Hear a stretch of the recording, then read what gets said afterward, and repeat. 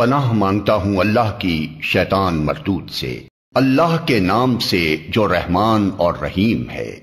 اور یاد کرو جب کہ ہم نے ملائکہ سے کہا کہ آدم کو سجدہ کرو تو سب نے سجدہ کیا مگر ابلیس نے نہ کیا۔ اس نے کہا کیا میں اس کو سجدہ کروں جسے تو نے مٹی سے بنایا ہے؟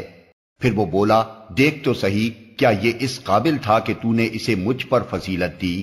اگر تو مجھے قیامت کے دن تک مہلت دے تو میں اس کی پوری نسل کی بیخکنی کر ڈالوں، بس تھوڑے ہی لوگ مجھ سے بچ سکیں گے۔ اللہ تعالیٰ نے فرمایا اچھا تو جا، ان میں سے جو بھی تیری پیروی کریں تجھ سمیت ان سب کے لیے جہنم ہی بھرپور جزا ہے۔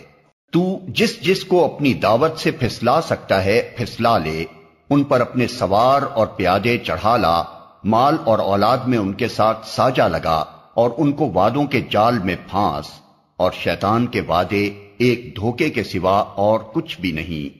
یقیناً میرے بندوں پر تجھے کوئی اقتدار حاصل نہ ہوگا، اور توکل کے لیے تیرا رب کافی ہے۔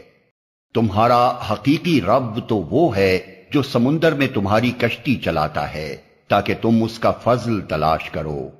حقیقت یہ ہے کہ وہ تمہارے حال پر نہایت مہربان ہے۔ جب سمندر میں تم پر مصیبت آتی ہے تو اس ایک کے سوا دوسرے جن جن کو تم پکارا کرتے ہو وہ سب گم ہو جاتے ہیں، مگر جب وہ تم کو بچا کر خشکی پر پہنچا دیتا ہے تو تم اس سے منہ موڑ جاتے ہو۔ انسان واقعی بڑا ناشکرا ہے۔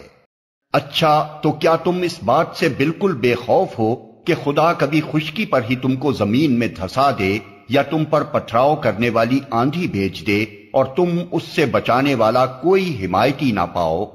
اور کیا تمہیں اس کا کوئی اندیشہ نہیں کہ خدا پھر کسی وقت سمندر میں تم کو لے جائے اور تمہاری ناشکری کے بدلے تم پر سخت طوفانی ہوا بھیج کر تمہیں غرق کر دے، اور تم کو ایسا کوئی نہ ملے جو اس سے تمہارے اس انجام کی پوچھ گچھ کر سکے؟ یہ تو ہماری عنایت ہے کہ ہم نے بنی آدم کو بزرگی دی اور انہیں خشکی و تری میں سواریاں عطا کی اور ان کو پاکیزہ چیزوں سے رزق دیا اور اپنی بہت سی مخلوقات پر نمایاں فوقیت بخشی۔ پھر خیال کرو اس دن کا جب کہ ہم ہر انسانی گروہ کو اس کے پیشوا کے ساتھ بلائیں گے۔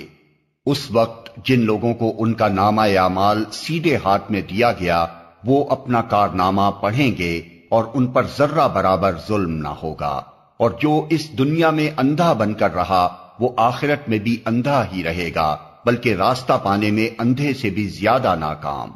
اے محمد، ان لوگوں نے اس کوشش میں کوئی کسر اٹھا نہیں رکھی کہ تمہیں فتنے میں ڈال کر اس وحی سے پھیر دیں جو ہم نے تمہاری طرف بھیجی ہے، تاکہ تم ہمارے نام پر اپنی طرف سے کوئی بات کھڑو۔